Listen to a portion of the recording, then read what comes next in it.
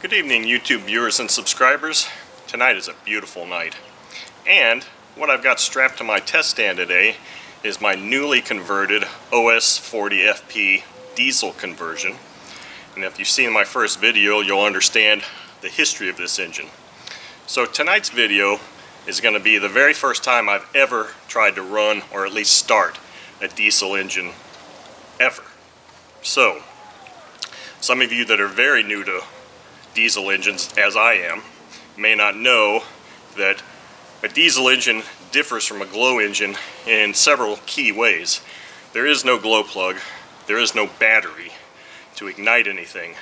The way this is ignited and starts is due to the fuel content of the diesel fuel, which is primarily consists of kerosene, ether, and oil. Well, the combination of kerosene and ether, especially the ether, makes this so that when compression comes around, it actually combusts with compression. So with that being said, the starting procedure for a diesel engine is very different than with a glow engine.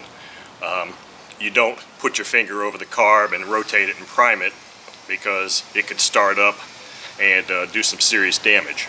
So the procedure I'm going to use tonight, and I've been reading about diesel engine operation and that type of thing for the last few weeks.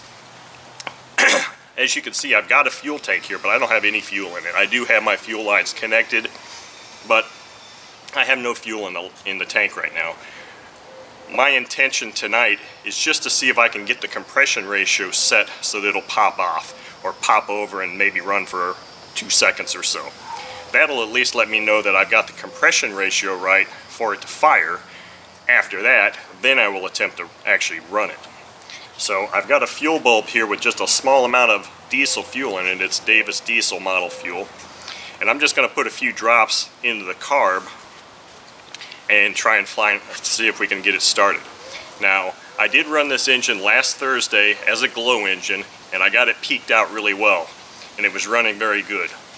Now, that needle is set for basically peak operation.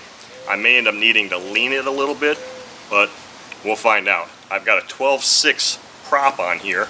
I figured I'd go with a little bit larger prop for flywheel action. So, with that being said, let's give this a shot and see what happens.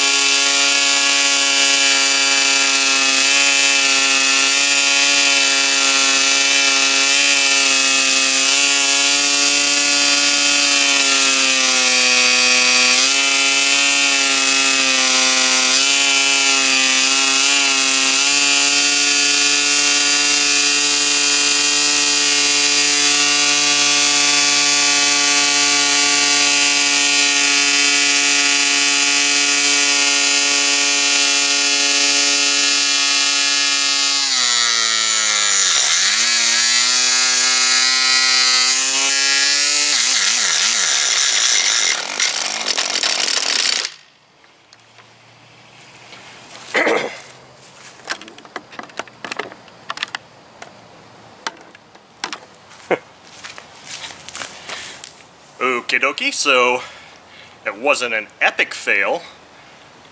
It's kind of a success, except I lost a prop. Apparently, I didn't get the engine tight enough on the stand, which kind of sucks. So then, wasn't really sure how to shut the damn thing off. Let me just shove this here for now. Kind of warm. Anyway, it started and it ran until it destroyed the prop and shook out of my stand. So I'm going to call this a success. Now, part of what I've been reading about this was that if I had a really dark fuel residue, I think it meant that the compression ratio was too high. Although, maybe I just need to adjust my needle valve a little bit, because when I closed it or made the compression ratio higher is actually when I got it to actually run pretty decent. It was sounding good, although the exhaust coming out was quite dark, and it should be more like an amber or a honey color. So I definitely have some work to do. Do a little more reading, do a little bit better tightening. My throttle was stuck. This engine doesn't fit real well on this stand because of where the carb or the throttle arm is positioned, so that's kind of hit or miss, but hey, you know what? I'm calling this a win. Engine's pretty warm, which is normal. Diesel engines are heat engines, so they generate heat, and the more heat they generate, the better they run, from what I've read. I'm no expert, believe me. This is the first time. So maybe what I'm saying isn't exactly 100% correct, but I'm trying to learn here. So anyway, I hope you learned something. I hope you stuck with this whole video. It's probably kind of long, but I think it's an important lesson for those interested in trying to do a RC diesel engine. So stay tuned for more videos on me running this better once I get it better attached and get another damn prop. Thank you for watching.